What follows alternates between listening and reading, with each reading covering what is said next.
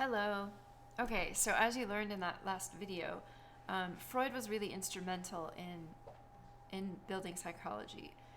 He was probably the most instrumental figure that has developed psychology. But the very first indication, the very first scientific, um, what do I say? The thing that defined the start of scientific psychology was when William Wundt had that first laboratory. He had the first psychological laboratory. And one thing I want to note is that early psychology, was really a melting pot of science. It was a melting pot of minds, if you will. So William Wundt was a philosopher and a psychologist. Charles Darwin was a naturalist. Ivan Pavlov was a Russian physiologist. Sigmund Freud was a medical doctor. Piaget was a Swiss biologist. William James was a philosopher. So you can see that they came from all walks of life to develop psychology. The definition of psychology is the science of behavior and mental process. So it's the study of behavior and mental process. So behavior is any action that can be observed. It can be human or it can be an animal, non-human, whatever. So the behavior is what we do. And then the mental process would be our internal states, right? That's what leads to the behavior. So it would include our thoughts, our beliefs, and our feelings. It's why we do what we do. So we're studying why we do what we do and what we do with psychology. So now let's go to the current perspectives of psychology. We have many aspects of psychology. So there's a chart in your book, and it's called Psychology's Current Perspective. So you can look through that, and it's also in the PowerPoint that you can open up and see. But I just want to look at the focus of each, just to give you like a brush stroke of what we're looking at. So neuroscience, the focus would be how the body and the brain enables emotions, memories, and sensory experiences. How is our blood chemistry linked with our moods and motives? So that's what we would look at in neuroscience, psychology. Evolutionary psychology, we would be looking at, the focus is how natural selection of traits passed down from one generation to the next, and how that has promoted the survival of certain genes. So maybe we would look at, why do humans learn some fears so much more easily than others? Now, behavior genetics would look at how our genes and our environment influence our individual differences. So we might look at to what extent are psychological traits, such as intelligence or personality, a product of our genes, and how much of that is learned from who we watch, modeling, or our environment. Psychodynamic psychology is how behavior springs from unconscious drives and conflicts. So we might ask, how can someone's personality traits and disorders be explained in terms of their childhood relationships?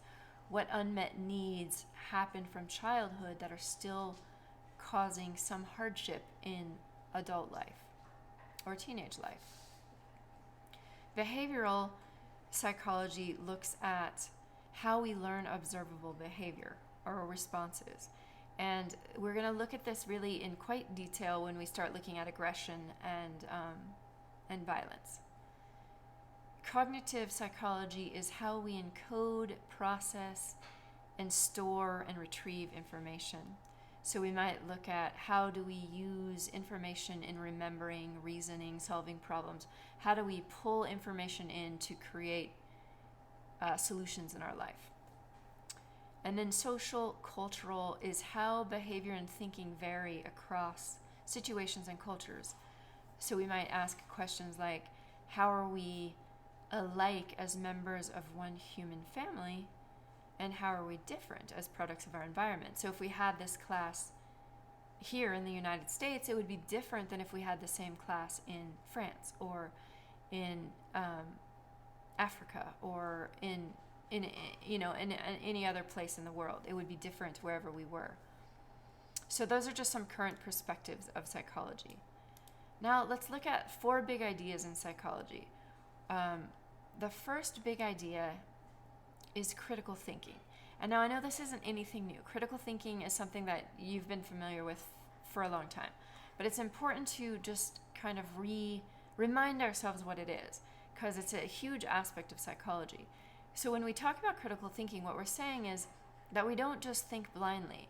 We don't just accept arguments. We don't just accept conclusions.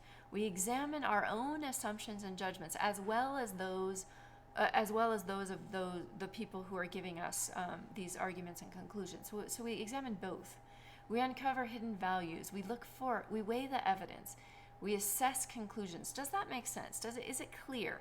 Do all aspects kind of lead to this understanding? Critical thinkers ask critical questions, right? We look for the gray areas. We look for biased information.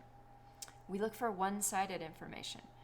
Critical thinkers understand both sides of the argument, and that's really important to consider, because if we only understand the argument we agree with or that we like, we're really missing a huge piece of the puzzle, and we can't articulate a full argument when we only understand one side. So it's important to, even when information is uncomfortable, it's important to understand that opposing view.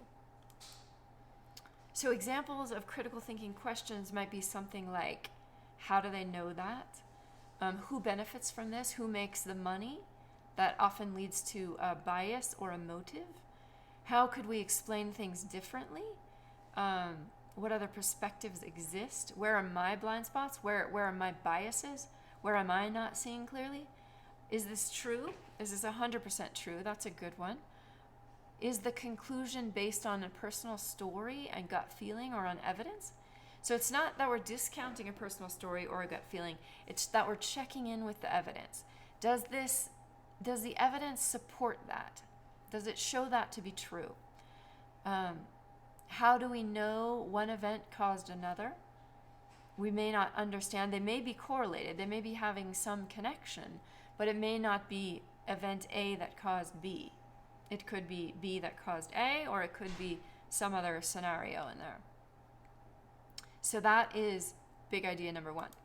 Big idea number 2 is that behavior is a biopsychosocial event, meaning that we have 3 different approaches to view human behavior. We look at human behavior from a biological perspective. That's like how we feel, right? I feel, burning, I feel hot, I feel cold, whatever. Biological, I feel hungry. Then we have psychological, our thoughts and our feelings. And then we have social cultural, which are influences from our culture, from our family, from our friends, from where we live. So there's all of these 3 aspects. Each viewpoint provides valuable insight into our behavior and mental processes. Each viewpoint has one aspect. So for instance, if somebody feels hungry, but they don't have awareness of it, or they're not really thinking of that, they might be short or impatient with the person at the bank because they're taking too long. The teller is taking too long. So they might be quick to be angry, right? So when we have the appraisal of all 3 of these aspects, we can look at that and go, oh, look at that. My biological needs aren't met. I feel hungry. I need food. And that's going to give me some insight as to why I was short with the bank teller, why I reacted without patience when I normally have a great deal of patience. So that's why we use all 3 aspects to kind of give us clues to the mental process involved. So we hope to gain a more whole picture with all 3 of these aspects. Okay, and now big idea number 3 is dual processing. So dual processing, a lot of information comes from both tracks. One track is conscious awareness and the other is unconscious awareness. So we can look at how much of your thinking, feeling, sensing, and acting operate out of conscious awareness. A lot of inputs in life come to us from this unconscious place, We get hit, we get bombarded with so much information. It's not all conscious. And one of the tools that we look into that unconsciousness and we bring more light to the unconscious is mindfulness. Mindfulness is a doorway to make parts of that unconscious track conscious. And it's really, it comes back to self-awareness. So self-awareness is the key to making that unconscious track more conscious. There's always going to be deeper layers to the unconscious, but the more self-aware we are, the more we start to see pieces of that unconscious. And the reason why this is important is when anger comes out of nowhere, there's always an unconscious drive underneath there. So the more self-awareness we have, we can kind of tap into what that unconscious drive is. And then that helps us to have really we develop a fork in the road, we develop a choice. Because when we see that we're quick to anger and we can dive into understanding why, we open up the opportunity for choosing a different, oftentimes more effective response. Not always, but at times. And now big idea number 4 is that psychology explores human strength and challenges. So early psychology focused on understanding and treating difficulties. And we still do that, absolutely. But we also look at treating and understanding human flourishing. So we look at nourishing human flourishing. And one of the aspects of psychology that's been developed somewhat recently, in 1998, positive psychology arose. And this positive psychology suggests that happiness is a byproduct of pleasant, engaged, and meaningful life. So when we're in positive psychology, if that is what we are engaged in, we're focused on building a good life that engages our passion. So when we feel passion about doing something, if it's our career or if it's like a volunteer work, whatever it is, that enlivens us, that gives us a sense of meaning.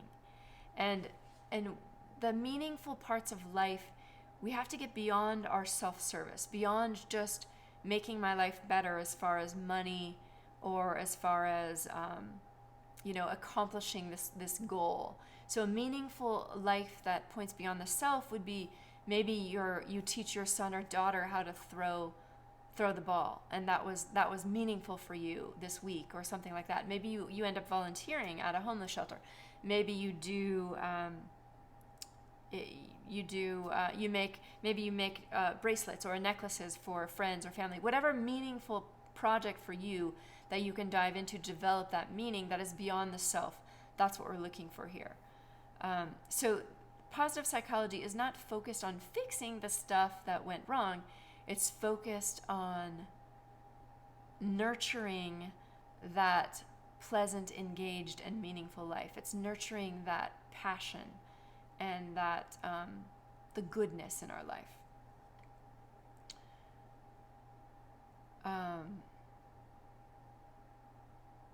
Okay, so I'm going to end there with this video, and then we're going to pick back up in a few minutes. So I'll talk to you soon.